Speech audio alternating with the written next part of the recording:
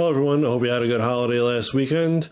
Yesterday was New Comic Book Day, so I did my best Dominic Toretto impersonation, jumped in my car, and went over to the comic shop all fast and furiously, and picked up my books for this week. So, I'm here to show you what I got, and give you my recommendations from this week's haul. So, without further ado, let's jump right in. Alright everyone, so not too many books this week, let's jump right in. First up, we got Echolands issue number 4, the Raw Cut from Image Comics, and this is cover A. And then we got cover B. And then we got Echolands issue number 5 from Image Comics, and this is the cover B. Then we got Superman 78, cover A from DC Comics, and this is number 5 of 6. Then we got Mazebook issue number 5 from Dark Horse Comics, and this is cover A. And then we got Rise of Dracula issue number 1 from Source Point Press, and this is cover A. And we got cover B. And finally, my Berserker number 6 cover H incentive came in. And we've got a trade paperback here, Cult of Dracula from Source Point Press. And then, of course, we got the previews. Alright, so we're about to get into the books that I highly recommend for this week. So there will be spoilers ahead as we get into some details about what these books entail. So, spoiler alert. Alright everyone, so let me give you my recommendations from this week's haul. First up, we've got Echolands issue number 5 from Image Comics. Let's jump in, show you some of the cool artwork here. Alright, a little bit more.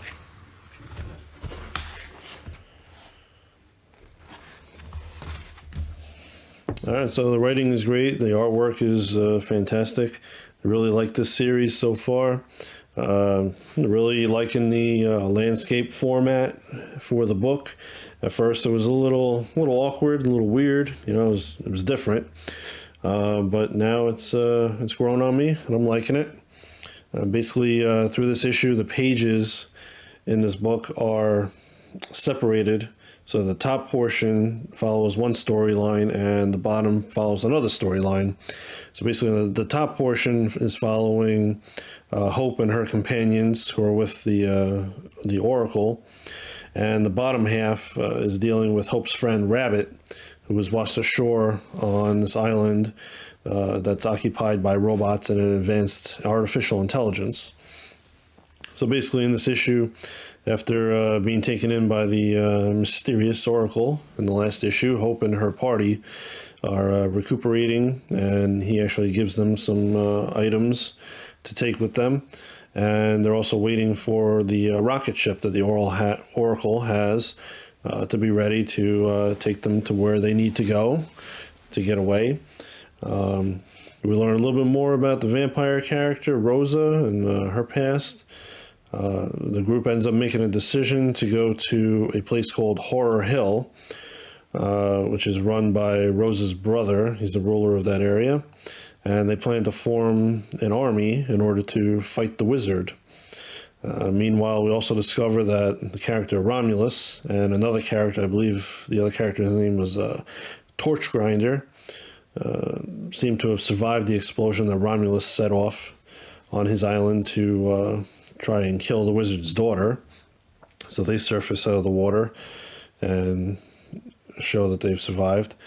And in the other storyline there, in the bottom with Rabbit, you've got Rabbit with this giant robot whose name is Ryoshin. And he takes Rabbit over to what I'm guessing is the central computer or central artificial intelligence of the area. It's something called the Bansho. Not sure if I'm pronouncing it right. And basically it has to decide Rabbit's fate, since he's not supposed to be there on the island. It's all robots. There's not supposed to be any humans there. He's basically told by the AI that he has to leave, and Rabbit wants nothing more than to leave. But unfortunately, he can't fly or teleport or swim across the ocean like the artificial intelligence suggests. So he needs some help to leave. So they decide, well, it might be just easier to just kill him. And it's basically explained to him by Ryoshin that, they live in seclusion in this area called Metamoro Mountain. They live there in seclusion because they believe that if they don't stay purged of all knowledge of the outside world, that something's going to happen and they will end up becoming killing machines. So Ryoshin decides, instead of letting Rabbit die, he would rather volunteer to take him away. And basically, he's allowed to do that, but at a cost. And that cost is that he's not allowed to ever return to this place. So we'll see what happens there. Basically, the issue ends with the wizard walking around and exploding some people's heads, while also interrogating some people, trying to find his daughter, and he eventually finds her at the very end under some rubble and saves her. So I'm looking forward to the next issue and seeing where this goes. Next up, we've got Superman 78, issue number 5 of 6 from DC Comics. Let's jump in, check out some of the artwork.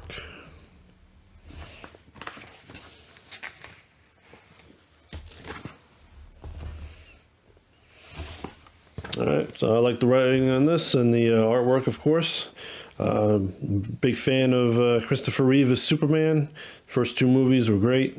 3 and 4, well, I try to make myself believe that they don't exist. But I believe, Christopher Reeve for me was the best Superman. And I really like this series. I hope that they continue it after issue number 6, but I guess we'll see. I don't know what the sales numbers are like. But basically, in this issue, Superman's father has figured out a way to get him out, because he is with his father and his mother trapped in the shrunken city of Kandor inside one of the containment bottles that Brainiac has on his ship. To get Superman out, he's basically hijacking, it looks like hijacking like a signal or something of the that Brainiac uses to miniaturize cities. And at this time, he's able to hijack it because Brainiac is trying to extract Metropolis from Earth and shrink it down and put it into a bottle. So while doing this, he's able to disrupt that ray and stop Metropolis from being shrunk and taken off of the Earth. So Superman is able to escape and come back to full size and strength, and ends up getting into a fight with Brainiac's robots. At this time, Brainiac runs off and ends up basically getting into a much bigger body. And the issue ends with Superman and Brainiac getting into a fight. And it sets up, setting up the finale, the next issue. And like I said, hopefully they'll continue it. One thing that's kind of annoying with this book, small thing, probably kind of dumb, I guess, but it's a little bit annoying to me. But every other page seems to be an advertisement in here for something. It's all something DC related, of course, but still having an advertisement on every other page is a little bit annoying. So that's my one gripe about this issue, but it's a minor one. And last but not least, we've got Mazebook, issue number 5 from Dark Horse Comics. Let's jump in here, check out some of this artwork. All right.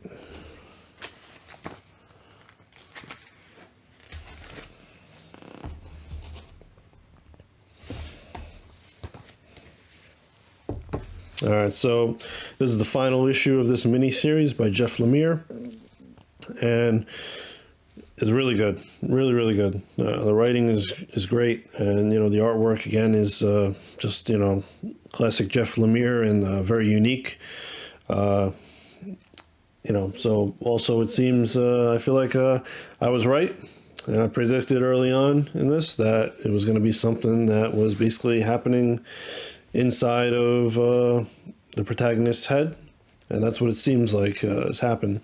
So basically in this issue, we start out where the last one left off with the main character, Will, confronting the Minotaur that he ran into in the subway station.